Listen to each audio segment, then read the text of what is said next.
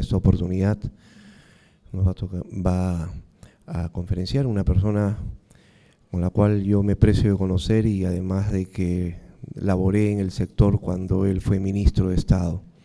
Estamos hablando del ingeniero Carlos Lozada Contreras. El tema que va a tratar es visión de desarrollo de la infraestructura vial en la Mancomunidad Regional de los Andes.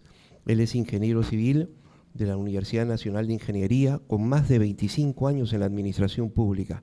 Ha trabajado en proyectos de inversión vial financiados por el Banco Mundial y el BID y participado en la preparación del proyecto de transporte urbano para Lima y Callao. Ha ocupado cargos claves en el Ministerio de Transportes y Comunicaciones, incluyendo director general de Presupuesto y Planificación, director general de Caminos y Ferrocarriles, director ejecutivo de Provías Nacional y además fue ministro de Estado en el sector Transportes y Comunicaciones y del Ministerio de Vivienda en el año 2020 y además director ejecutivo del programa Agua para Lima y Callao entre el año 2022 y 2024. Ingeniero Lozada, adelante, por favor. Buenos días con todos. Señores autoridades, señores profesionales, consultores, público en general. En primer lugar, quisiera agradecer a Convitral por la invitación a este importante evento. Asimismo, saludar y agradecer a ELIEF, ¿no?, representado y encabezado el equipo técnico por el ingeniero Jorge Lazarte, por permitirme estar el día de hoy con ustedes y poderles expresar y comentar sobre la importancia que tiene la infraestructura vial en el desarrollo económico de las mancomunidades, como es la Mancomunidad Regional de los Andes. Este es el temario. Rápidamente les voy a comentar. Vamos a hablar, yo siempre empiezo hablando sobre la visión país, que es importante para ver cuál es el contexto en el que nos encontramos. Comentarles también sobre lo que son este mecanismo de ejecución de inversiones que se llaman las APPs, que son las asociaciones público-privadas. Comentarles y explicarles el concepto de corredor logístico, que es importante cuando hablamos de una macrorregión, como una mancomunidad. Hablaremos de los otros proyectos en el ámbito de la Mancomunidad Regional de los Andes. Es importante también puntualizar, y en esa parte yo me quiero un poco explayar, comentarles sobre la problemática en cuanto a los tiempos que toma la ejecución de un proyecto en nuestro país, ¿no? Estamos hablando de poder, desde el inicio de la idea hasta la puesta en servicio de un proyecto, cuál es el tiempo que demora para poder justamente lograr los beneficios que se esperan cuando uno ejecuta una obra de infraestructura vial. Y finalmente, para poder más o menos concluir con los conceptos que he expuesto en la parte anterior. Entonces, empezando en visión país, es bueno saber cómo estamos, si el país viene o no viene creciendo en los últimos años. Lo que he puesto ahí es la tasa de crecimiento reflejado en el PBI, desde el año 2000 hasta el año 2024. Y ustedes pueden ver que el país ha venido creciendo con una tasa promedio del 4% del PBI, excepto en el año 2020, que obviamente hubo una caída, ¿no? El país no creció, más bien involucionó por el tema del COVID. Pero si sacamos un promedio, podemos ver que el país ha crecido en una tasa del Producto Bruto Interno entre el 3-4%. Entonces, eso significa que el Producto Bruto Interno, que es la riqueza que produce el país, ha crecido en los últimos años. Y eso lo mostramos en esta segunda lámina, en la cual en el año 2000 el Producto Bruto Interno estaba entre 50.000 millones de dólares. Y en el año 2024 estamos en 250.000 millones de dólares. Así que el país ha crecido, prácticamente hemos quintuplicado la riqueza del país. Entonces, el país, si crece y ha crecido en esta tasa del 4%, en 25 años hemos quintuplicado la riqueza que genera el país justamente a través de sus actividades económicas. Entonces, ¿esto qué significa? Que cuando el país crece y tiene mayor recurso presupuestal, eso también se ve reflejado en los presupuestos de las entidades, en los 3 niveles de gobierno: gobierno nacional, gobierno regional y gobierno local. Entonces, por ese lado, en la parte macroeconómica no nos encontramos tan mal. Sin embargo, es bueno ver cómo estamos en la parte logística. En el año 2012, hasta el año 2015, el Ministerio de Transportes elaboró un plan maestro que se llamó el Plan de Desarrollo Logístico, el Plan Maestro. Ese plan maestro lo que buscó es poder determinar cómo se mueve el flujo de mercancías en el país. ¿Por qué corredores? ¿Por qué vías? ¿Por qué puertos? ¿No? ¿Dónde están las zonas de concentración de carga, que son las zonas de producción? ¿Cuáles son los puntos de acopio, los mercados? ¿Qué puertos son los que deberían intervenirse para poder, digamos, sacar hacia el exterior la mercancía? Y identificar, digamos, principalmente cuáles son las cadenas de producción que están vinculadas con el comercio exterior.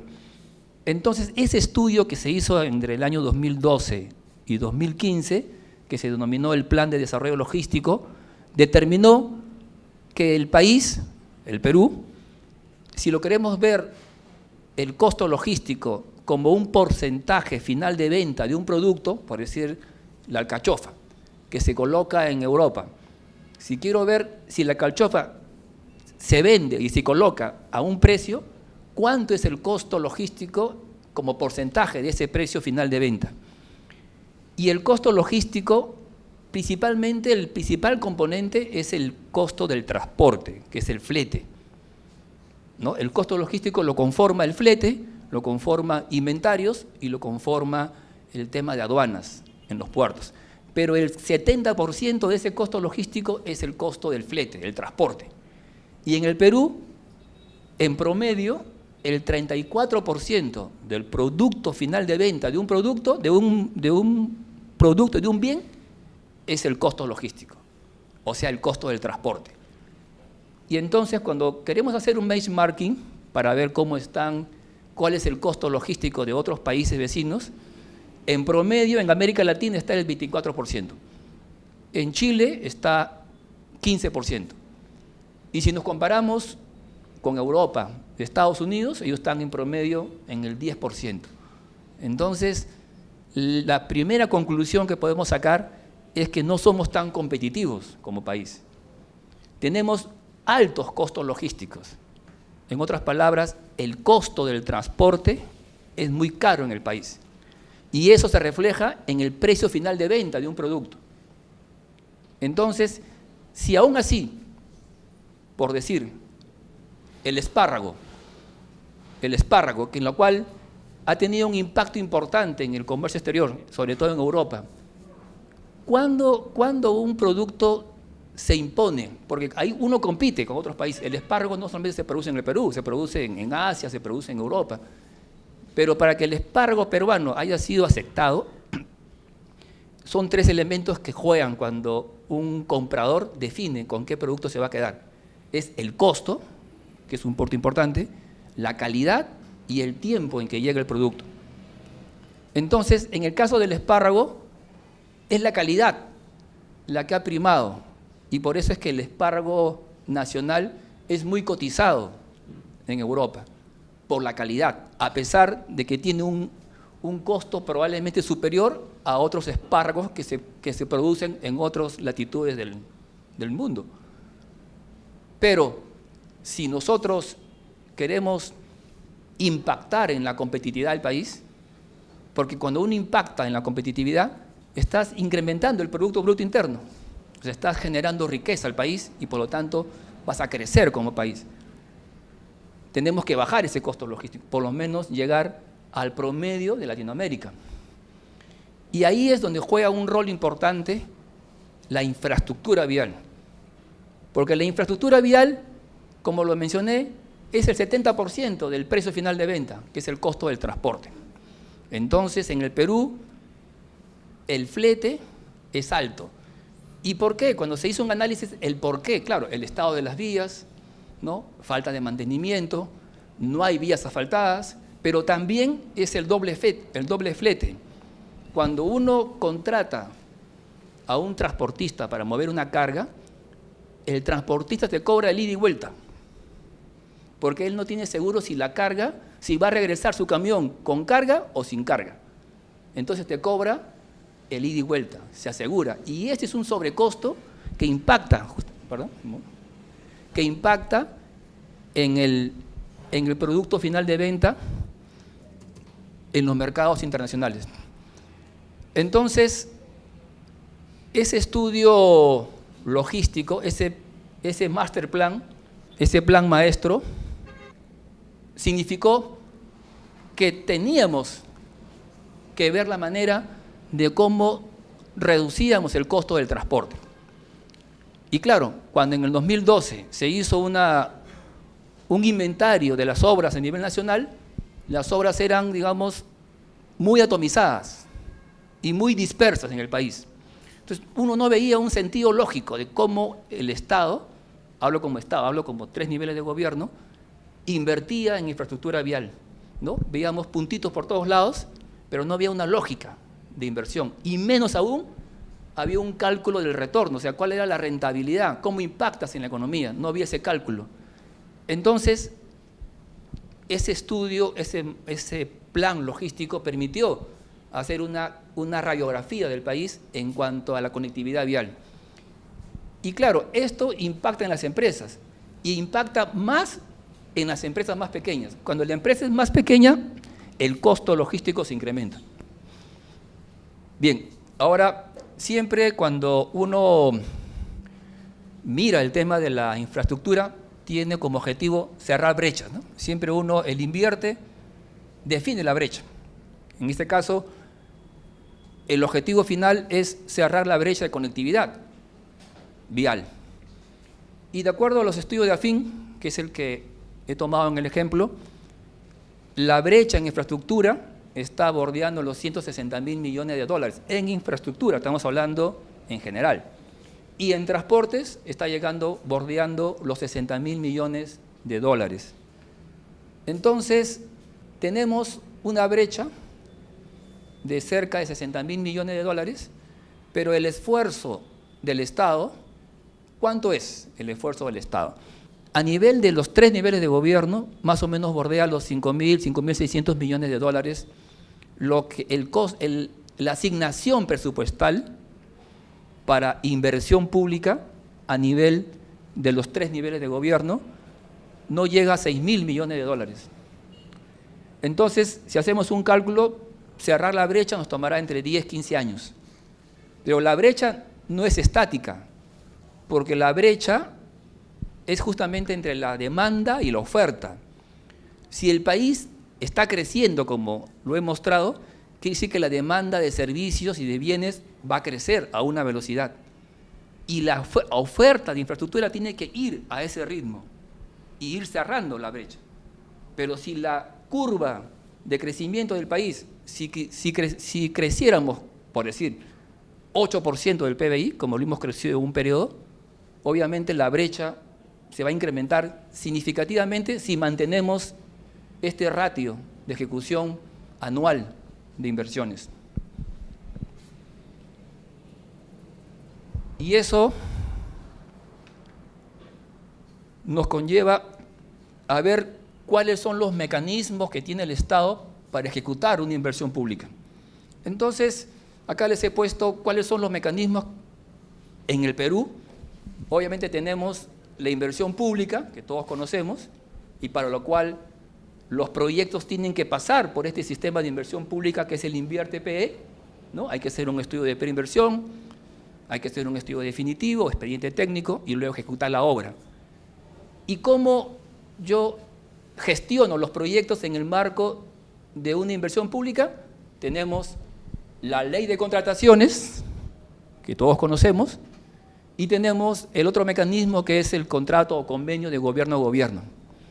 Pero ojo, estos dos siguen siendo inversión pública, ¿no? Los contratos de gobierno a gobierno es inversión pública, o sea, son con recursos del Estado.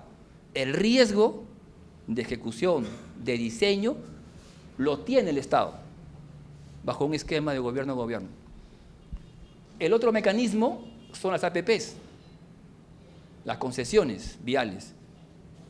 Aquí sí hay apalancamiento del privado, acá no. Acá todo es obra pública, todo es recurso público. Y ustedes sabemos que los recursos públicos son limitados. En cambio acá apalancas recursos del privado. Aquí entra, por eso se llama una asociación público-privado, ¿no? El privado con el Estado se asocian para ejecutar un proyecto social o de impacto económico. Y el tercer mecanismo es las obras por impuesto, que su marco legal ha ido cambiando y actualmente me parece que es un marco potente que permite a las empresas privadas con responsabilidad social poder ejecutar obras públicas con cargo a su impuesto a la renta, que también es otro mecanismo de hacer obra pública en el país. Entonces, estos son todos los mecanismos que contamos y que son los instrumentos para poder justamente cerrar esa brecha de infraestructura. Y aquí quiero un poco desplayarme para comentar el concepto de corredores logísticos. El concepto de corredores logísticos empezó en el año 2015, porque en el año 2015 el ente rector, que es el Ministerio de Transportes, todavía era un ministerio de obras públicas, un ministerio que ejecutaba, pero que no miraba el servicio. Ya a partir de 2015 ya hubo esta mirada y este concepto de corredor y el término logístico.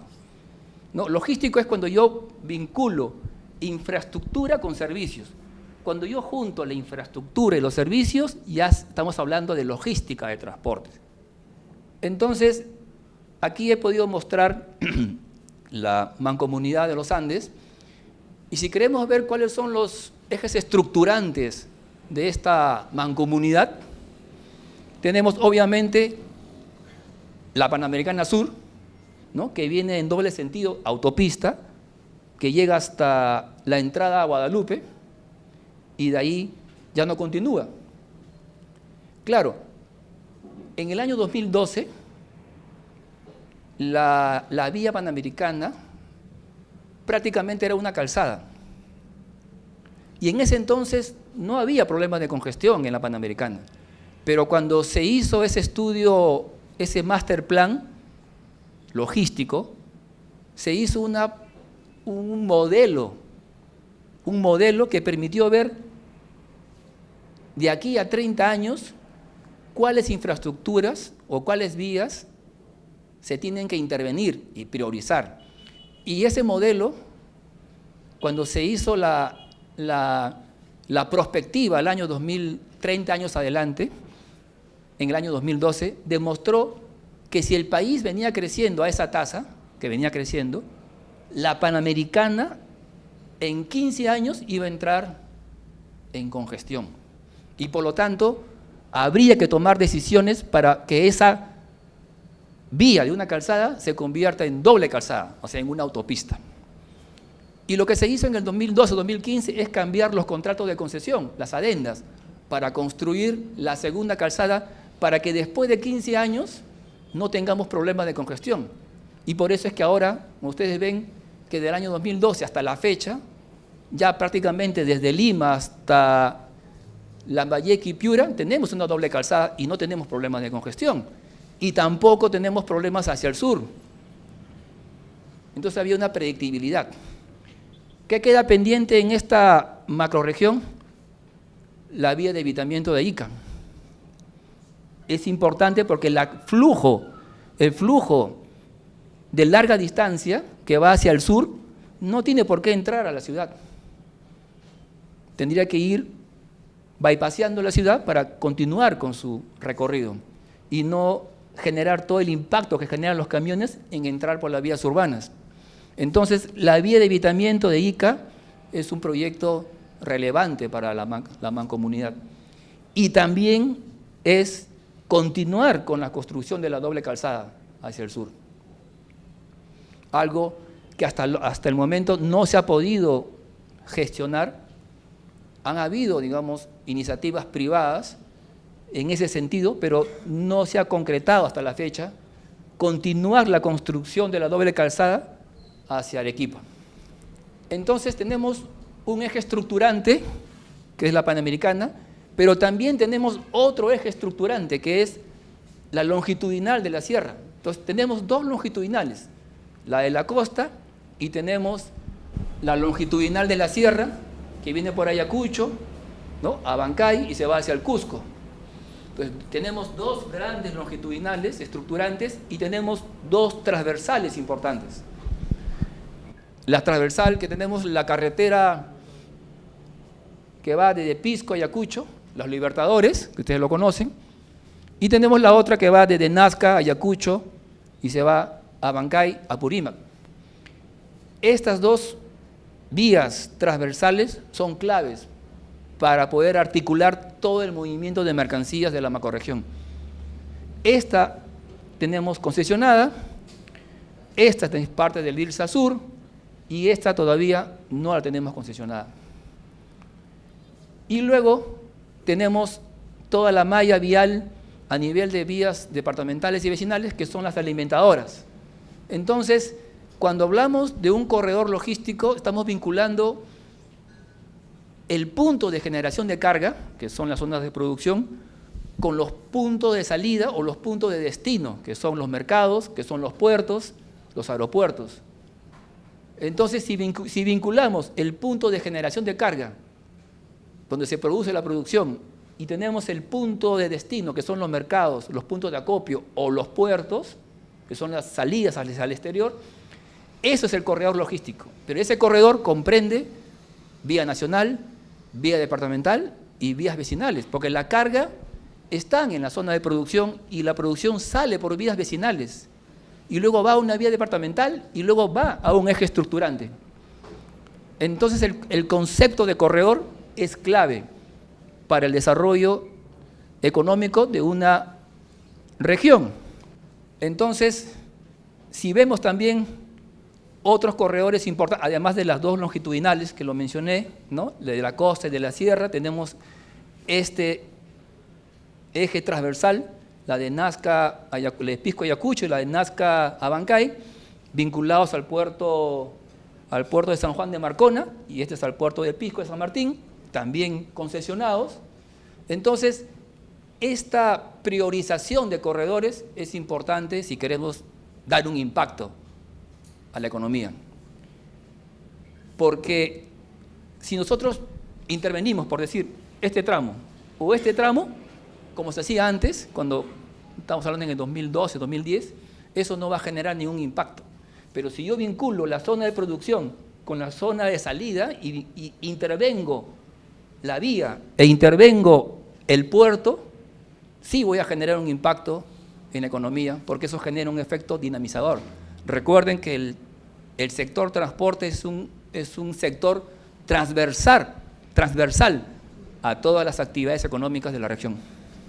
Y ahora, claro, si yo estoy hablando de corredores, es porque lo estoy vinculando a las cadenas de los productos. Y en el caso de la macrorregión de los Andes, de la mancomunidad, tenemos tres productos importantes, ¿no? La cadena de alcachofa, donde esa cadena de producción sale por esos corredores logísticos. Entonces, en el caso de la cadena de alcachofa, que este es un mapeo que se hizo en ese plan logístico, prácticamente entre Ica y Junín casi concentran el 45% de la producción de alcachofas en el país.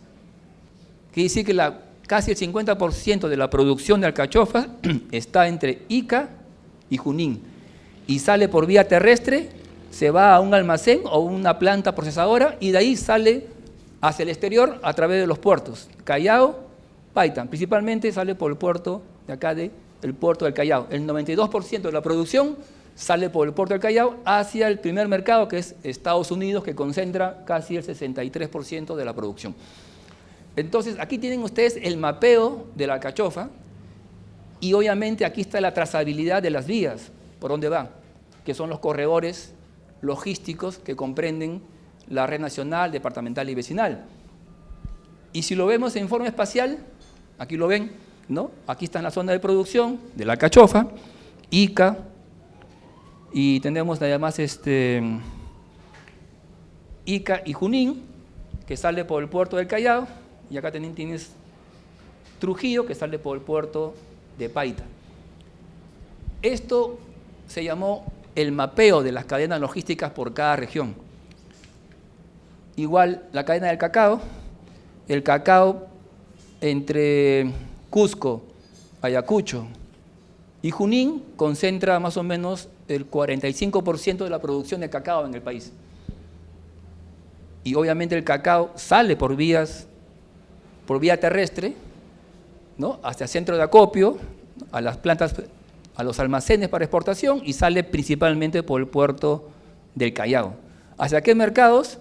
Holanda, Estados Unidos y Colombia, que son los principales compradores del cacao peruano. Igual su esquema gráfico. Y ahora es importante ver este mecanismo que lo mencioné, que son las APPs, ¿no?, que son las asociaciones público-privadas. Un poco rápido para poder entender, ustedes saben que las APPs, por su origen, pueden ser estatal o privado. Estatal cuando es la entidad que propone el proyecto para ejecutarse bajo un mecanismo de APPs. Cuando es una iniciativa privada, cuando es el privado que presenta un proyecto al Estado o a la entidad, estamos hablando de una iniciativa privada. Ese es por su origen, pero por su financiamiento pueden ser autosostenibles o autofinanciadas, es decir, cuando los ingresos vía tarifa o vía peaje cubren todos los costos de inversión. Quiere decir que no requiere destinar recursos públicos, sino que el mismo proyecto genera sus recursos vía tarifa, vía peaje, para sostener las inversiones. Pero cuando hay un cofinanciamiento, o sea, cuando requiere parte del Estado cofinanciar, porque los ingresos no cubren las inversiones necesarias, ya se convierte en una APP cofinanciada. Cuando es una APP autosostenible o autofinanciada, no tiene que pasar por el sistema de inversión pública, o sea, no pasa por el INVIERTE, no pasa por el filtro del INVIERTE. Pero si ya hay una garantía o un financiamiento o un presupuesto público, en esta APP ya tiene que pasar por el filtro del sistema del INVIERTE-PE, que es el sistema de inversión pública en el país. Entonces, cuando hablamos de una iniciativa estatal, que es lo más común, las APPs tienen todas estas fases, 4 fases principalmente. La fase de planeamiento y programación, la fase de formulación y la fase de estructuración y transacción, que esta es la fase de promoción prácticamente del proyecto. Esta fase de planeamiento y programación, ¿cómo se articula? ¿Cuál es el hito? El hito de esta fase es el IMIAP. El IMIAP es el informe multianual de inversión de APPs. Es cuando la entidad incorpora en un registro, que es un registro que está en el sistema de inversión pública, en el INVIERTE, registra los proyectos que van a ser gestionados mediante una APP. Entonces, el primer paso que tiene que hacer la entidad es ver de su cartera de proyectos aquellos que pueden ser apepeables, es decir, que puedan apalancar recursos del sector privado. Y lo incorpora en este registro del IMIAP, que es un informe, y se registra, y en lo cual ya prácticamente es su registro de nacimiento del proyecto. Luego viene la fase de formulación. Si es una iniciativa cofinanciada, tiene que hacer obviamente el estudio de preinversión, estamos hablando de un perfil o una ficha técnica estándar del proyecto, o sea, aquí está toda la ingeniería que hay que desarrollar. ¿Y cómo culmina esto? Con un informe de evaluación por parte de Proinversión. Y luego viene la fase tanto de estructuración y transacción, que es prácticamente la fase en la cual ya se abre al mercado, y esto empieza con el plan de promoción, empieza con las bases, empieza con la primera versión del contrato de concesión, y esto se socializa al sector privado y empieza prácticamente la fase de proceso de promoción y termina ya con una adjudicación del proyecto. Y luego viene ya la fase de ejecución contractual. Entonces, estos son, en resumen, todas las fases cuando es una iniciativa estatal, cofinanciada. ¿Qué pasa cuando es una iniciativa privada. Claro, si un privado quiere ejecutar un proyecto por iniciativa privada, como por ejemplo el anillo vial periférico, que es una iniciativa privada, si es cofinanciada, el Estado primero tiene que abrir la ventana a través de un DS, un decreto supremo. Entonces el Estado, a través de un decreto supremo, abre la ventana y muestra qué proyectos le interesa al Estado para que un privado, una empresa privada, pueda ejecutar ese proyecto bajo el mecanismo de APP. Pero si es un proyecto, una iniciativa autosostenible, no requiere esta ventana. Simplemente el privado puede presentarlo y simplemente empieza todo el flujo de evaluación. Y una vez que ya se abre la ventana y viene un privado y presenta la propuesta y termina con un informe de relevancia, ya empieza todo el proceso que les he mencionado, ¿no? Formulación, estructuración, transacción y termina con el contrato y viene la fase de ejecución.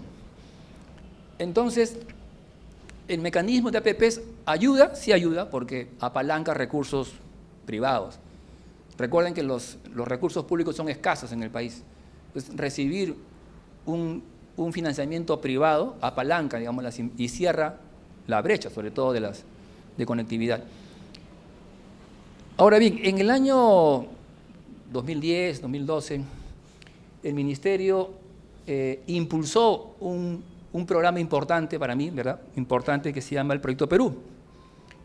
El Proyecto Perú ya tenía la mirada de corredores, ¿no? Ya no era ejecutar una obra de 5, 10, 15 kilómetros, sino ejecutar un corredor que vincule un origen y un destino.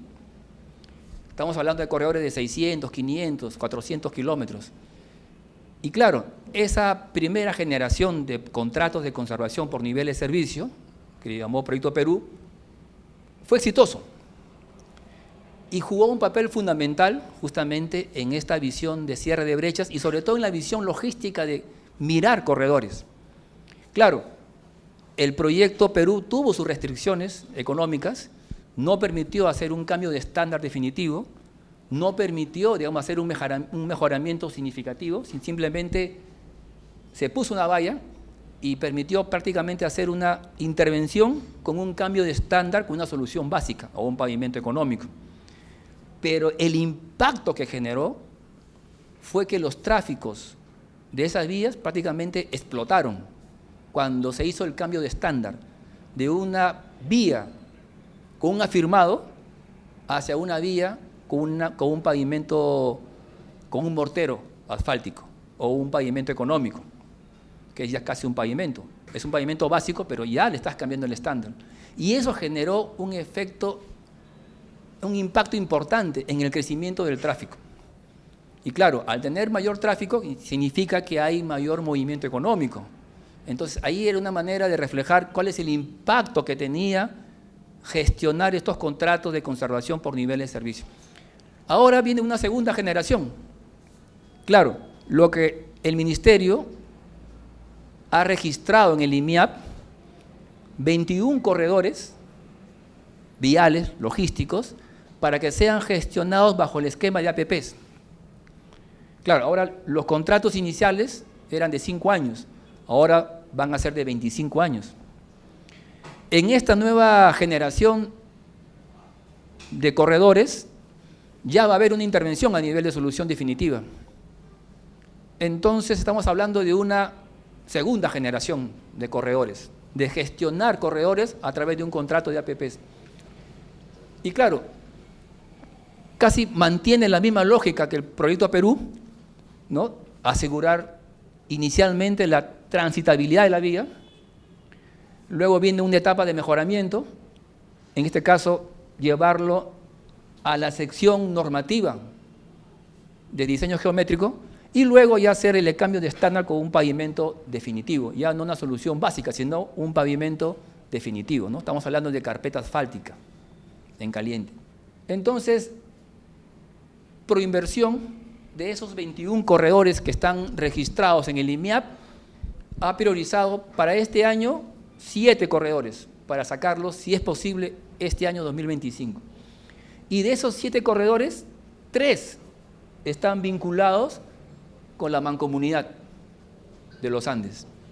El corredor 3, que va prácticamente Junín, Las Vegas, Tarma, La Merced, Satipo, Mazamari, ¿no? Lombo Largo, Stuart, Jauja, Huancayo. El otro es en el Cusco, Cusco, Pixa, Curubamba, Chincheros, Cachimayo, y que va hasta la hidroeléctrica de Santa Teresa. Y el tercero es en Cusco, Puno, que es Sicuani, Pucará, Calapuja, Puno, Desaguadero. Entonces, estos 3 corredores, que ya tienen una mirada de corredor, están priorizados por Proinversión en esta segunda generación para que sea ejecutado bajo el mecanismo de APPs. O sea, es decir, es un contrato a 25 años, una concesión vial donde el concesionario va a tener que garantizar lo que indiqué, ¿no? Los niveles de servicio, cambio de estándar, medida de seguridad, emergencia y auxilio mecánico, por 25 años, ¿no? Como las vías que tenemos actualmente en concesión. Entonces, rápidamente voy a mostrarles estos corredores, ¿no? Acá están los 3 priorizados en la mancomunidad. Este es el corredor que está en Junín, ¿ven? Es un corredor, digamos, de más o menos, supera los 300 kilómetros de extensión. Aquí está prácticamente el desagregado de cuál es el corredor en sí. Y bueno, esto es lo que actualmente Proinversión viene manejando, cómo va a ser el modelo de gestión del contrato, ¿no? Va a haber un mantenimiento, un puesto a punto, para entenderlo así, inicialmente, un puesto a punto que le llaman el MPI, que es el mantenimiento periódico inicial. Luego va a haber una conservación periódica, rutinaria, una rehabilitación, ¿no? Con un cambio de estándar. Pero estos 7, de los cuales 3 están en esta mancomunidad, son aquellos corredores que ya están pavimentados. Por eso han priorizado 7. De los 21, 7 están ahorita con carpeta asfáltica. En mal estado probablemente, pero están con carpeta asfáltica. Entonces, son más rápidos de poderlos convocar la concesión, porque requiere menos estudios de base. Y estos 3 están parte de estos 7 corredores. Este es el corredor del Cusco, Pisa, Curubamba, Chinchero, Huarcapayo, Ollantaytambo, Desvío Santa Teresa. Igual, es un corredor, como ven, esto casi bordea los 400 kilómetros. Está estamos hablando del Cusco y Moquegua. Acá tenemos el corredor 7, que es de Sicuani, Pucará, Calapuja, Puno, Desaguadero, que esto es parte de la longitudinal de la sierra. Entonces, es una vía importante. Y si bien es cierto, esta vía actualmente está pavimentada, en regular estado de conservación seguramente, la idea es que garantizar, digamos, la vía, la sostenibilidad de la vía por 25 años bajo un mecanismo de APPs, ¿no? Ya no va a ser un contrato por 5 años, sino va a ser un contrato a 25 años, ¿no? El segundo grupo que ha priorizado Proinversión es aquellos corredores donde gran parte está con carpeta asfáltica y una parte tiene solución básica. Y de esos corredores que han sido priorizados, tenemos 1, 2, 4. No, sí, 4. No, perdón, acá son 2. 2 que están en la mancomunidad. Uno que está en Huancavelica, ¿sí? Y este que es Santinés, también Huancavelica. Acá está el corredor, igual son 420 kilómetros, ¿no? Están en la jurisdicción de Huancavelica.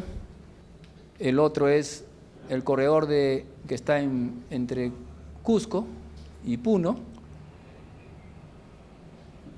igual más de 300 kilómetros. Y el tercer grupo son aquellos que gran parte de la vía están a nivel de solución básica, o sea, tienen un pavimento económico.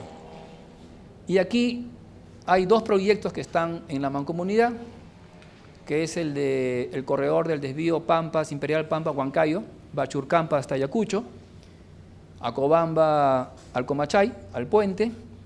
Igual este corredor tiene más de 334 kilómetros. Entonces, acá dice el otro, este es el corredor de Concepción Satipo, que era antiguamente la vía que conectaba Huancayo con Satipo. Y este corredor actualmente también está priorizado para que en los años siguientes pueda ser gestionado vía APPs, ¿no? Igual el otro corredor, acá tenemos el de Quimbiri, Quepachato, que también es importante. Entonces, esta segunda generación de APPs, de corredores, bajo el enfoque del Proyecto Perú, yo creo que va a permitir consolidar ese programa que empezó en el año 2012 en el Ministerio de Transportes y que actualmente va a entrar en una segunda generación. Y por eso es que inclusive acá está el ingeniero Alfonso Peña, que fue uno de los líderes de ese programa, y yo creo que el impacto que va a generar poder mirar bajo esa mirada de corredor es importante en el país. Y aquí voy a entrar, quiero mostrar proyectos que están vinculados a la mancomunidad, pero lo que quiero mostrar es el tiempo que demora gestionar esos proyectos en nuestro país. Este es el proyecto del puente de San Francisco, ustedes lo conocen, un proyecto, un puente reclamado y demandado por años. Conecta Ayacucho con Cusco, el puente de San Francisco. Solamente el estudio definitivo de este puente empezó en el año 2021, el contrato con el consultor. Y recién se ha podido aprobar, se ha aprobado en febrero de 2025, casi 5 años, solamente para elaborar el estudio definitivo. O sea, yo no estoy sumando el tiempo que tomó hacer la preinversión, ¿no? Que es el perfil seguramente. Solamente el estudio definitivo. 5 años. Y claro, ¿no? Es un puente importante, va a tener más o menos 2.500 metros de longitud, 2.5 kilómetros de extensión ese puente. Es una ingeniería de primer nivel, pero nos debe llamar la atención por qué toma estos tiempos elaborar un estudio de ingeniería, un estudio definitivo. Puede ser el único probablemente, ¿no? Alguien puede pensar que es un caso sui generis, pero no. Esta carretera que es el corredor Chanca, ¿cuándo empezó? Empezó en el año 2020, ¿no? 19, perdón, el contrato, y ya estamos en el 2020, entrando al 25 y todavía recién esto se ha aprobado, se va a aprobar en julio. Probablemente se apruebe en julio este año, que lo dudo. Ya van 5 años y todavía este estudio definitivo no culmina de este proyecto. ¿De cuánto de extensión? Tiene 94 kilómetros de extensión. O sea, no es un proyecto, digamos, relevante, ¿no? Grande. No es un corredor, es un proyecto. Pero si solo miramos el proyecto y toma 5 años elaborar solamente el estudio definitivo, ya nos debe llamar la atención analizar por qué demora tanto los proyectos en nuestro país gestionarse. Acá hay otro, ¿no? La carretera Santa Inés-Rumichaca, ¿no? Que es un proyecto importante. Recuerden que Huancavelica, la región Huancavelica sale principalmente por Huancayo para irse a Lima. Pero este corredor, conectar Huancavelica con Santa Inés y de Santa Inés a Rumichaca y a Pámpano, que es la carretera de los Libertadores, sí tendría un flujo de salida hacia la costa rápidamente y poder irse hacia el sur o hacia Lima. Este corredor que conecta Huancavelica con el punto Santa Inés, que es el vértice que conecta hacia Pámpano y hacia Rumichaca, es fundamental para la conectividad de Huancavelica con la costa y evitar hacerse la vuelta por Huancayo, ¿no? Para salir a la Panamericana. Este corredor está actualmente en elaboración de estudio definitivo. Una parte lo tiene el Ministerio y otra parte lo tiene el Gobierno Regional de Huancavelica. Pero este tramo de Santa Inés, Rumichaca, que es este de acá, este bracito,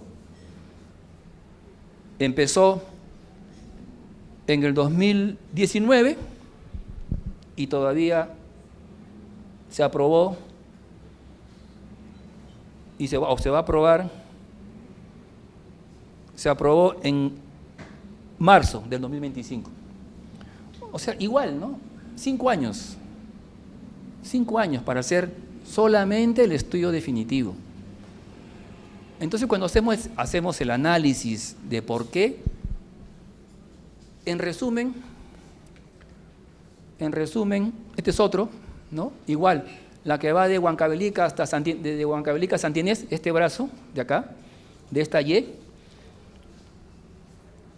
El estudio definitivo empezó en el año 2019, ¿no? Esta es la línea de tiempo, estamos 2025 y recién culminó en abril del 2025. 6 años este estudio. Ya, entonces la pregunta es ¿por qué? ¿No? ¿A qué obedece? ¿Cuál es la causal? ¿Cuáles son los motivos? ¿Qué pasa? Cuando hemos hecho el análisis de toda la cartera de proyectos, generalmente la ingeniería, el proyecto de infraestructura tiene 3 componentes: ingeniería, impacto ambiental y arqueología y liberación de predios. Esos son los componentes.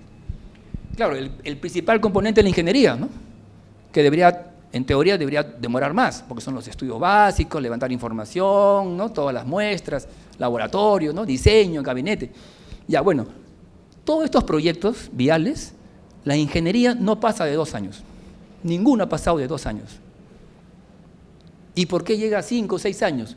Porque cuando tú terminas la ingeniería, recién entras a desarrollar el componente ambiental.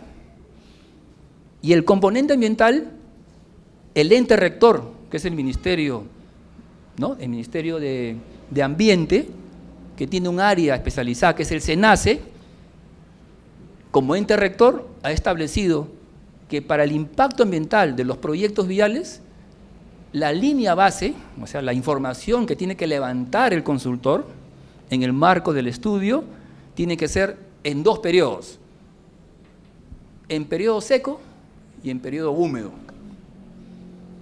Esa es la exigencia que tiene el SENACE para los proyectos viales, de infraestructura vial. Quiere decir que en un año seco yo tengo que levantar toda la información y al siguiente año, que es el periodo húmedo, tengo que levantar información. Y recién con esas 2 informaciones yo comienzo a trabajar en gabinete, todo el análisis. Por eso es que el estudio de impacto ambiental no demora menos de 3 años. Son 3, 4, 5 años. Entonces, si 2 años tomo la ingeniería para recién entre a empezar el impacto ambiental, que son 3 años, ahí están los 5 años que se van. Y dentro del componente ambiental, que hay que lograr la certificación ambiental, si es un detallado, un semidetallado o un día, o una declaración de impacto ambiental, tienes que tener autorizaciones. ¿De quién? SERFOR, del SENACE, del ALA, del ANA, por el tema del agua y recurso hídrico. Entonces, toda esa tramitología de autorizaciones del SENACE, del SERFOR, del ANA, del ALA, de PRODUCE, para poder tener la certificación ambiental, demora 3 a más años. Y si nos preguntamos por qué el ente rector exige que los estudios se elaboren en estos 2 periodos, periodo seco, periodo húmedo, cuando podría ser en el periodo húmedo, que seguramente es el más crítico. Porque el trasfondo es que ellos quieren levantar información, ellos quieren elaborar una base de datos, que es entendible, pero que no debe comprometer los proyectos. O sea, si ellos quieren levantar información hídrica del Estado, de toda la configuración nacional, lo tienen que hacer por fuera del proyecto, pero no obligar al consultor a levantar información para que ellos puedan alimentar su base de datos. Y esa decisión, para mí errada, está generando que los proyectos demoren más de 5 años solamente en una fase, que es la fase de formulación del estudio definitivo. Entonces viene la pregunta, entonces, ¿cuánto tardaría para tener la obra ejecutada y entrar en servicio? Eso es lo que vamos a mostrar. Esta es otra, ¿no? Aquí un poco es llamar la atención de que esperemos que este proyecto que ha empezado recién no siga esa línea de tiempo de 5 años para tener culminado el estudio definitivo, porque es un corredor importante, ¿no?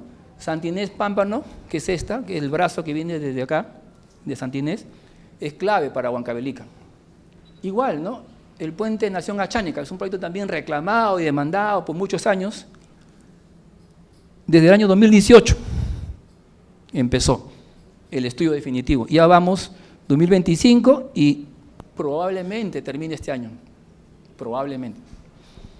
Entonces, esto es un tema que nos debe llamar la atención. Igual acá, el otro proyecto, igual esperemos que tampoco siga el mismo derrotero de los 5 años. Acá tenemos otra carretera que es igual del corredor Chanca. También igual esperemos que no siga el mismo fin. Este es otro tramo del corredor Chanca, empezó en el año 2025, esperemos, ¿no? Vemos cómo llegará. Entonces la pregunta es, ¿cuánto tarda en el Perú ejecutar un proyecto vial, de infraestructura vial? Y hicimos en el año 2015-16, me parece, un análisis econométrico para determinar y para tener predictibilidad, cuando uno hace la programación multianual, tener predictibilidad de cuánto los recursos que tú asignas en la multianual, tú tienes que más o menos tener predictibilidad cuándo tu proyecto va a entrar en fase de obra para poder ejecutar y programar los gastos. Entonces se hizo un análisis econométrico y que finalmente arrojó esto, ¿no? Se hizo un análisis econométrico en base a toda la data histórica de Provías Nacional para ver cuánto demora ejecutar un proyecto, o sea, ponerlo ya en servicio, en función a la longitud del proyecto. Entonces, en promedio, Provías, la capacidad de gestión que tiene Provías, que es una unidad ejecutora importante del Ministerio de Transportes, 50 kilómetros los gestiona muy bien. Luego, últimamente ha estado gestionando proyectos de 80 hasta 100 kilómetros, ¿no? Con montos de 600, 700 millones de soles. Tiene la capacidad para poder gestionar ese tipo de proyectos, Provías Nacional. Pero en promedio, si hablamos una carretera promedio de 50 kilómetros, se tardaría más o menos 7 años en entrar en servicio. Entrar en servicio. Porque cuando entra en servicio ya estás generando un impacto en la economía, un impacto en las actividades económicas de la región. Pero claro, estos son promedios, ¿no? Se ha tomado más o menos 2 años y medio para el estudio de factibilidad, para el estudio definitivo.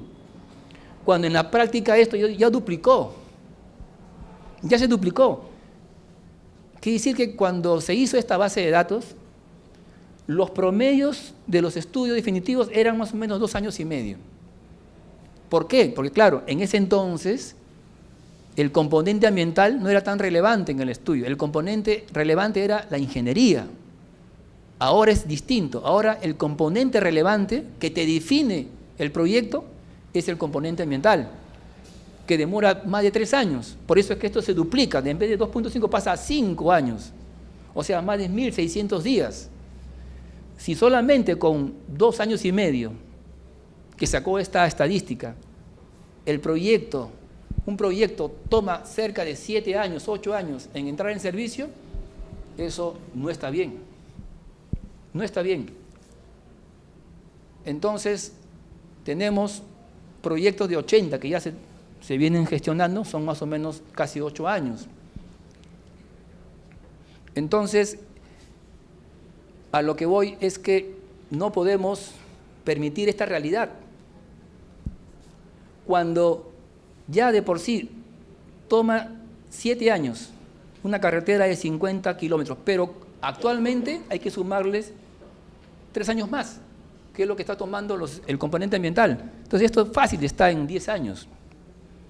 O sea, 2 periodos de gobierno, 2 quinquenios, para que recién una carretera entre en servicio.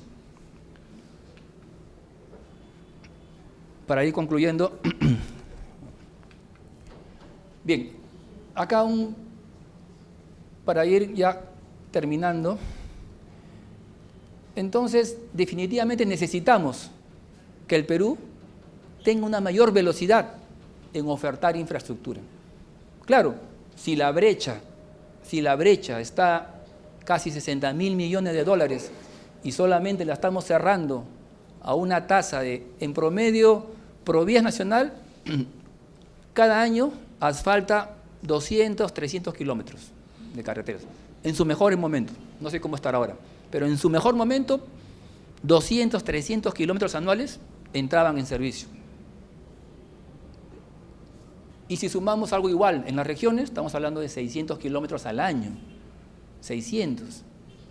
Cuando nosotros tenemos la red departamental, solamente la red regional, que son cerca de 27.000 kilómetros, ¿cuánto está asfaltado? No llega ni al 10% asfaltado. O sea, tienes el 90% de los 27.000 kilómetros que la tienes que cerrar la brecha colocando una carpeta asfáltica. Y si lo vas a hacer a esa velocidad, no vas a llegar. Nunca vas a cerrar la brecha. Al contrario, en vez de evolucionar, vas a involucionar. Y claro, afecta la competitividad. Y afecta el costo del transporte. Por eso que esto se refleja en el alto costo logístico que tiene el país. Bueno, los proyectos de infraestructura son generadores de desarrollo. Claro, los proyectos de infraestructura vial, como lo mencioné, el sector transportes, estoy hablando de carreteras, puertos, ferrocarriles, aeropuertos, es transversal a todos los sectores económicos, a todas las actividades económicas del país. Por eso es un efecto multiplicador. Claro, los procesos de adjudicación. Tenemos la ley de contrataciones. Claro, la ley de contrataciones te dice que cuando una licitación pública para una obra, te dice que creo que está 45 días, dice, ya puedes tener una adjudicación. Mentira. ¿Por qué es mentira? Porque, primero, ¿qué hacen los postores? Los postores expulgan el proyecto, ¿no? Y vienen las consultas a las bases, al proyecto, a la ingeniería, y te mandan una retafila de observaciones. Cuando el área usuaria, ¿no? Tanto el comité como el área usuaria, que tienen que ver las consultas, si son materia de las bases o es un tema técnico, tienen que responder. ¿Cuántas consultas creen ustedes que se dan en los últimos proyectos, en los últimos 5 años, en promedio? En estos proyectos que son de 300 millones para arriba. Más de 1.000 consultas. 1.000 consultas.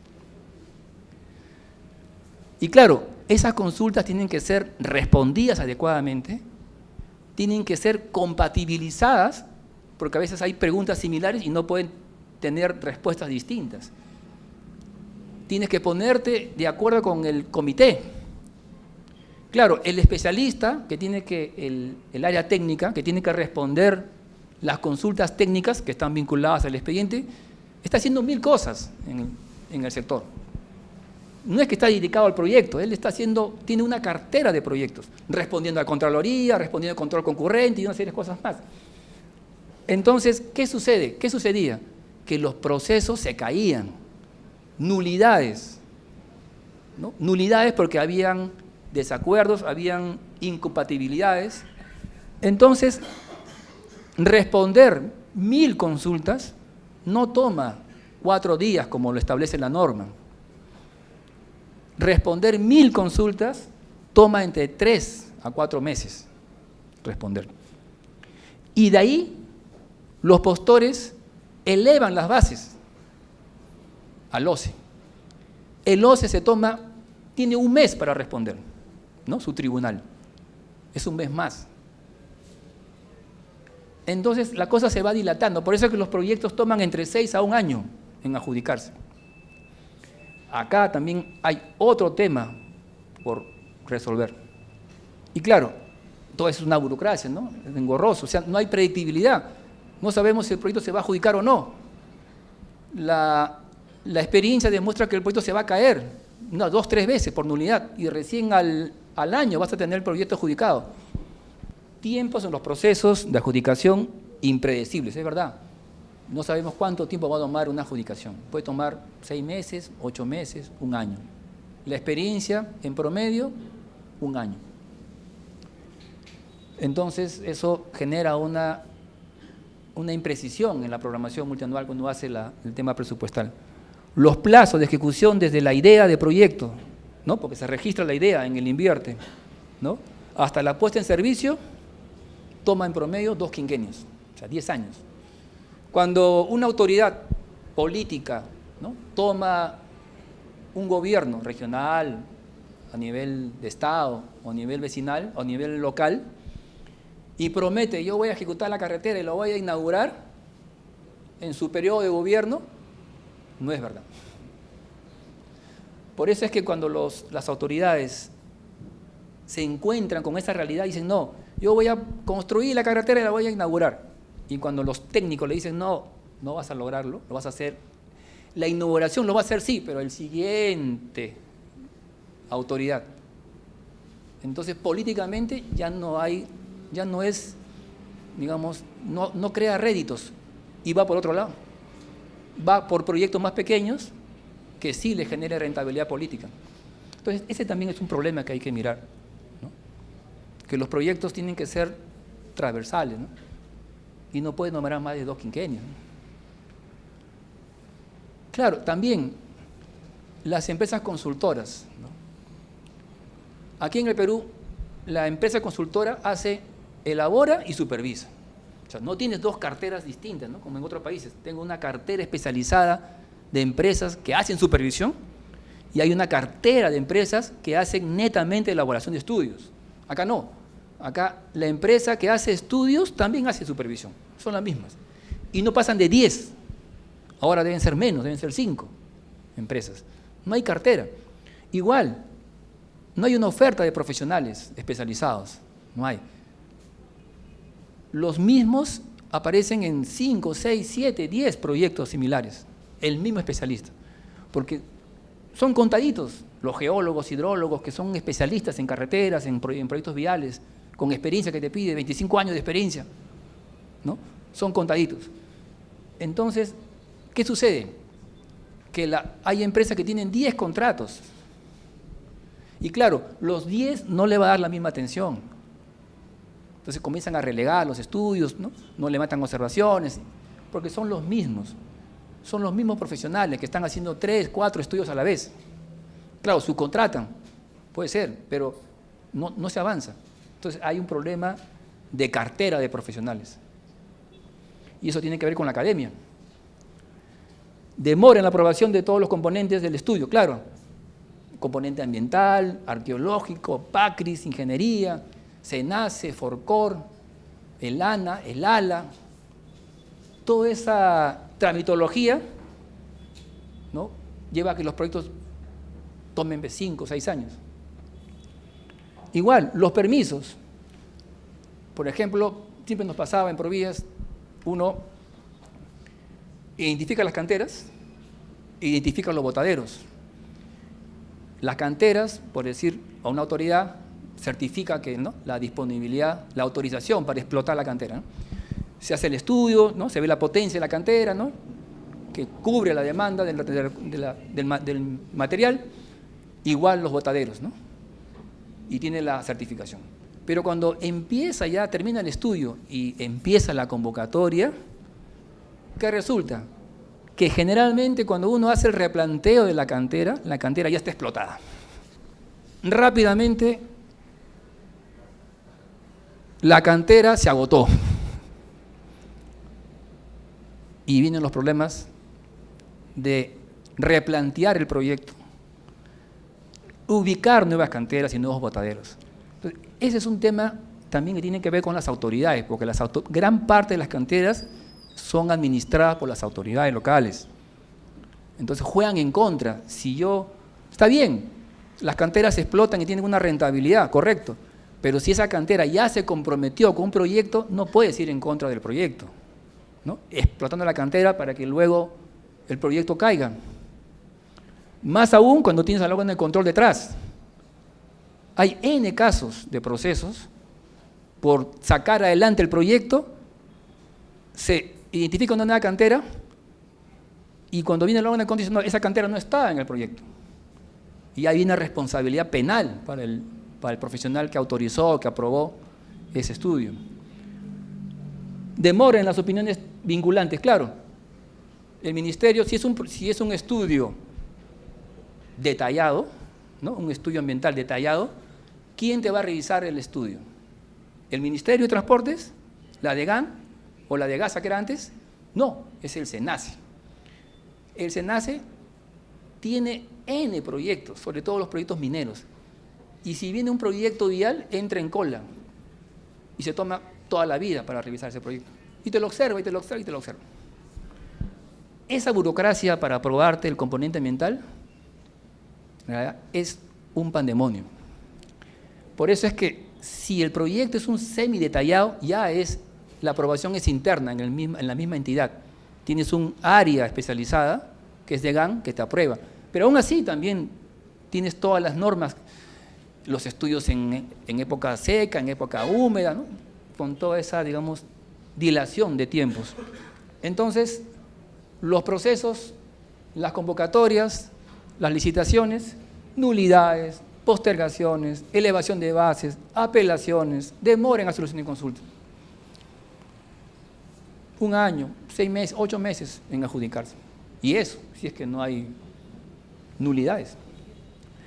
Y otra historia es la ejecución de la obra, que ustedes saben, siempre van adicionales, ¿no?, paralizaciones, ¿no?, por tema de las canteras, por tema de los botaderos, en fin, ampliaciones de plazo, suspensión de obra, periodo de lluvias, ¿no?, se suspenden las obras y así, ¿no?, lo que estaba programado en hacerse 3 años pasa fácil, 6 años.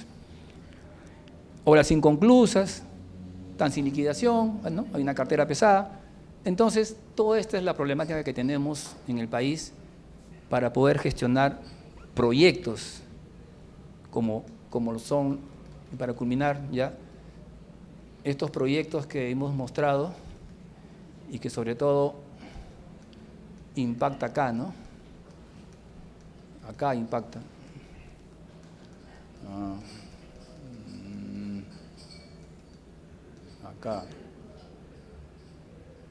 Acá impacta. Acá, en este número. Claro, este número es muy alto para el país. Si queremos crecer a mayor velocidad, si queremos que la agroexportación sea un motor de desarrollo como lo está haciendo, tenemos que resolver el tema de los tiempos de las obras viales en el país, para poder llegar por lo menos a los promedios de América Latina. Ya no miremos Chile, porque Chile está en 15, ya miremos los promedios de América Latina. Y con toda seguridad, solamente bajar 10 puntos, eso va a generar un impacto importante en el Producto Bruto Interno. ¿Y qué va a permitir? Claro, esto, ¿no?, que sigamos creciendo así, ¿no? Miren, 50.000 millones de dólares, el Perú era un país pobre, ¿no? Ahora tenemos 250.000 millones de dólares, que es lo que produce la riqueza en un año. Ya es considerable, ¿no? Entonces, si la idea es que esta curva de crecimiento sea mayor, el principal sector clave, porque es transversal a las actividades, es el sector transportes, ¿no?, que tiene que ver con infraestructura, tiene que ver con servicios, tiene que ver con reducción de tiempos, ¿no?, tiene que ver con reducción de costos de operación vehicular, y eso va a redundar obviamente acá, como siempre les digo, acá, en este número. Acá. Muchas gracias. Gracias. Realmente es preocupante. Yo conozco al ingeniero Carlos Lozada Contreras desde hace décadas. No lo conozco como un hombre inteligente, competente, capaz y honesto. Y yo confío mucho en él, conoce mucho, sobre todo lo que es infraestructura vial. Por si te quiero hacer unas preguntas. ¿Por qué tenemos esta situación tan difícil en un país como el nuestro? Basadre decía desde décadas, el Perú es más grande que sus problemas. Es cierto, hoy día los problemas por diferentes razones están acorralando y achicando al Perú, que es más grande que esos problemas. Y eso tenemos que sentirlo nosotros. ¿A qué se debe que tengamos esto? Yo diría, Carlos, y ojalá me lo pueda responder, a 3 cosas fundamentalmente. La incompetencia, a la ignorancia y a la deshonestidad. uso la palabra deshonestidad porque ya la palabra corrupción está prostituida. Ya sabemos que hay producción. Lo que necesitamos es tener gente honesta.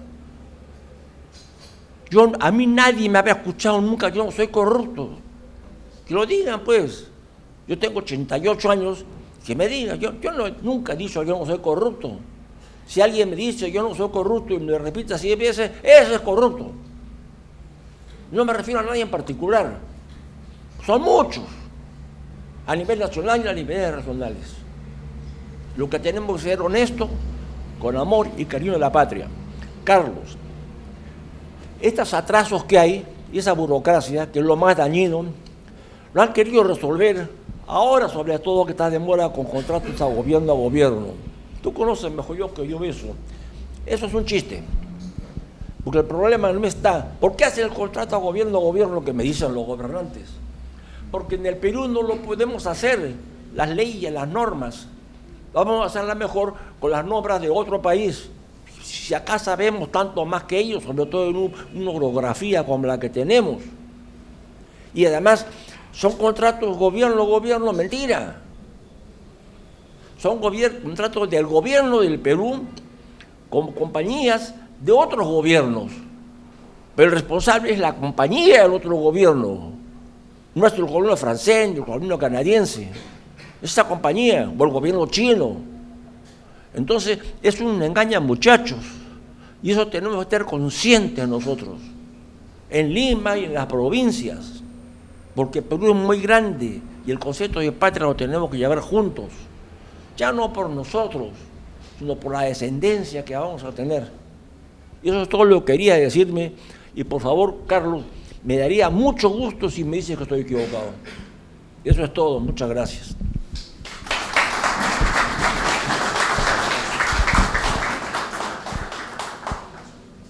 Solo un comentario, Jorge. Has hablado de gobierno, ¿no? Los G2G. Yo te voy a dar mi percepción personal, ¿no? El contrato de gobierno siempre ha existido anteriormente en las normas, ¿no? Pero era siempre uno renuncia a su capacidad, porque es renunciar a tu capacidad cuando haces un contrato de gobierno. Se entiende que uno renuncia cuando, por ejemplo, antes se utilizaba ese mecanismo del G2G para compras tecnológicas, por ejemplo, la compra de un satélite. Claro, el Perú no tiene experiencia en comprar satélites, porque ni siquiera hemos hecho esa industria. Y se entiende de que, bueno, hacemos un convenio para encargarle a otro gobierno la compra, el diseño de un satélite, se entiende. Pero ya cuando empezamos a firmar convenios de G2G, convenios de gobierno para hacer obras viales que nosotros sí podemos ejecutarlas en el marco de las normas actuales, que bien para mal, bueno, hay normas, como la ley de contrataciones que con todos sus problemas, pero es renunciar pues a tu capacidad de gestión, ¿no? Darle una ejecución de una obra bajo el mecanismo de G2G. Y más aún, por ejemplo, la carretera central, ¿no? La carretera central es un proyecto importantísimo porque es un estructurante que mueve toda la carga del centro hacia la costa, ¿no? Solamente la carretera central mueve creo que 25 millones de toneladas al año de mercancías, de los cuales de los 25, 20 se mueven en camiones y 5 se mueven en el ferrocarril, ¿no? El ferrocarril central. Ya, claro, uno dice, bueno, se firmó el contrato de gobierno de la carretera central bajo el mecanismo G2G. El perfil arrojaba en ese entonces 11.000 millones de soles, el perfil. Ya actualmente está creo que más de 30.000, más o menos, millones. Entonces, el contrato de gobierno es obra pública, o sea, son con recursos públicos. Ahí no levantas inversión privada, es como una obra pública, solamente que te escapas de la ley de contrataciones, ¿no? Ya no utilizas, sino utilizas el mecanismo del país con quien has contratado, que entre comillas es más eficiente que la ley de contrataciones, ¿no? Y no hay tanta burocracia como lo hemos mostrado. Pero tú no puedes encargar un proyecto de tal naturaleza como la carretera central, que está ya llegando a 30.000 millones, para ejecutarlo bajo el mecanismo de gobierno a gobierno, porque todo va a ser apalancado con recursos públicos. Y la pregunta es, ¿el Estado tiene 30.000 millones para poder financiar una obra de infraestructura cuando tienes prioridades como salud o educación? Cuando el presupuesto del sector transporte, que es el más grande, por llamarlo así, no llega a 6.000 millones anuales para inversión, no vas a poder ejecutar ese proyecto. Cuando has podido apepiarlo, ¿no? Porque hay flujo de carga y puedes rentabilizarlo con un peaje. Pero más aún, cuando tienes un ferrocarril operando ahí, tú tienes 25 millones de toneladas que vienen en camiones chiquitos, ¿no? Y genera toda la congestión de la carretera central.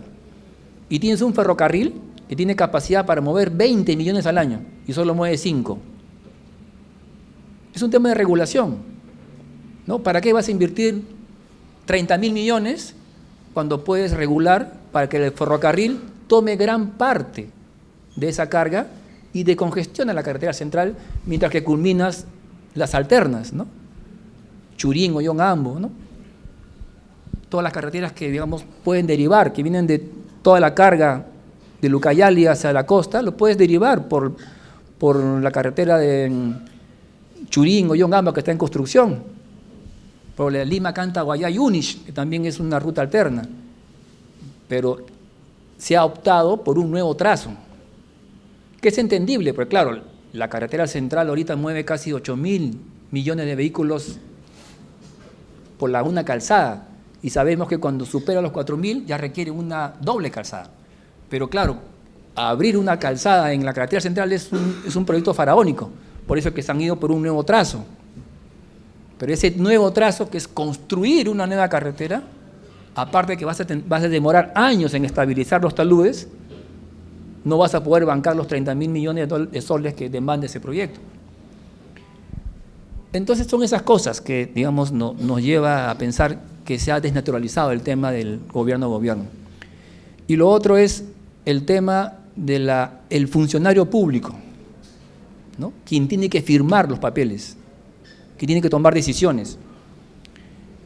Y ahí viene el tema que el órgano de control no lo ve o no lo quiere ver, ¿no?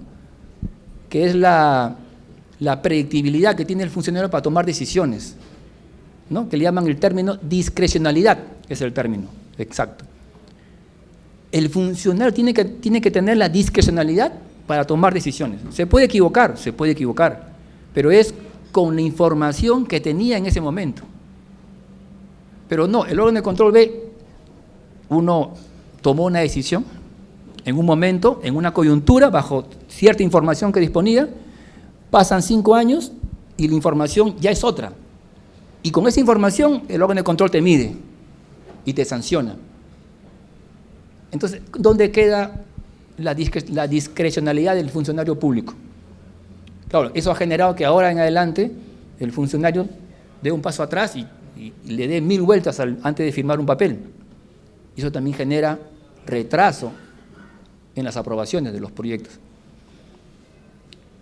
Ahora, claro, el tema de las entidades involucradas. Claro, entendemos el tema de impacto ambiental, la importancia, pero el impacto ambiental no puede ser el componente más relevante de un proyecto de infraestructura vial. No puede ser más relevante que la ingeniería.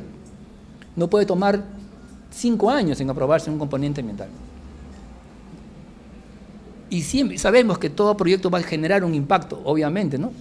Al aire, al ruido, pero obtener la certificación ambiental que demore 3, 4, 5 años es inaceptable si queremos cerrar brechas. Entonces, yo, por ahí va mi análisis, ¿no? Hay un tema, claro, hay que cambiar el marco, se está mejorando la ley de contrataciones, está migrando casi para los contratos tipo los contratos de los colaborativos, ¿no? Tenemos el tema de la ley de contrataciones, tenemos el tema de las autorizaciones, tenemos el tema de que la cartera de consultores, la cartera de profesionales también se requiere, digamos, fortalecerlo para poder tener, digamos, la capacidad de gestionar. Una experiencia corta, por ejemplo, yo que he pasado por transportes, manejábamos proyectos importantes, ¿no? Y cuando nos sentábamos a discutir con el consultor, cuando era un consultor internacional, del Banco Mundial, por ejemplo, Provías tiene profesionales especializados, ¿no? Hidrólogos, geólogos, de trazo, vial, de túneles, gente muy preparada porque ha hecho carrera, ¿no? Son de la planilla 728, entonces ellos tienen 25 años de experiencia en sus temas. Y cuando venían los profesionales de los consultores, venían 20 personas, ¿no? Era par su par, geólogo con geólogo, hidrólogo con hidrólogo, ¿no? Igual. Entonces se discutían los proyectos, ¿no? Y se sacaban adelante. Cuando yo paso a vivienda y se estuvo manejando, por ejemplo, el túnel trasandino, el túnel para traer agua hacia la capital, el proyecto estaba gestionado por el Banco Mundial. Y claro, vinieron a ver el proyecto porque el proyecto estaba estancado, queríamos ver cómo lo podíamos superar el proyecto, y vinieron 15 especialistas, ¿no? En túneles, en trazo, en hidrología, en empresas, ¿no? En aliviaderos, en dragados. Y yo quise tener mi contraparte, como lo hacíamos en el Ministerio de Transportes, ¿no? Uno se siente seguro porque tienes toda tu batería de profesionales. ¿Y a quién era la contraparte en vivienda? Una persona. Y esa persona no era de planta, era una orden de servicio, ¿no? Un ingeniero que te estaba revisando todas las especialidades.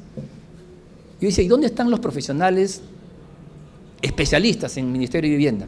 En saneamiento, en agua, ¿no? en planta de tratamiento, ¿dónde están? Todos son administradores de contrato. Ninguno hay 728.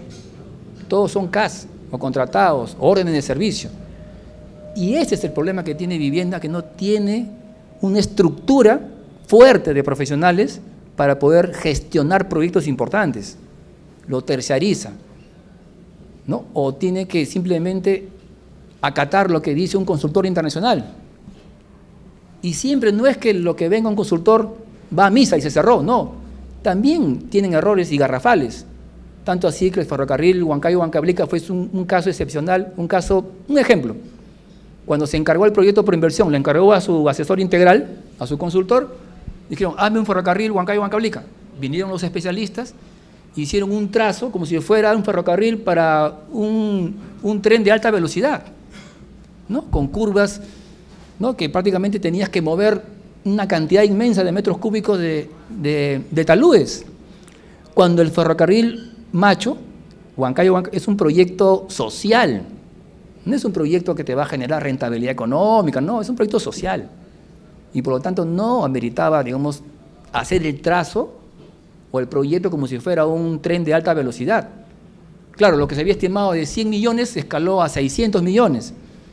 Y eso generó todo un retraso porque se tuvo que replantear con proinversión para que el consultor entienda de que la realidad en Huancavelica no era tener un proyecto de alta velocidad, un proyecto de primer nivel, sino esto era un proyecto social. El ferrocarril que se requiere, digamos, con mucha tecnología, es el tren de la costa, lo entendemos, porque ahí va a movilizar carga, pero no el tren Macho.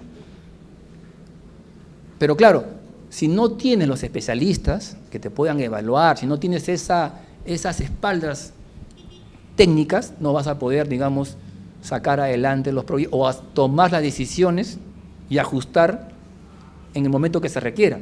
Entonces hay un tema transversal, Jorge, en el tema de gestión pública, ¿no? Bien, muchas gracias.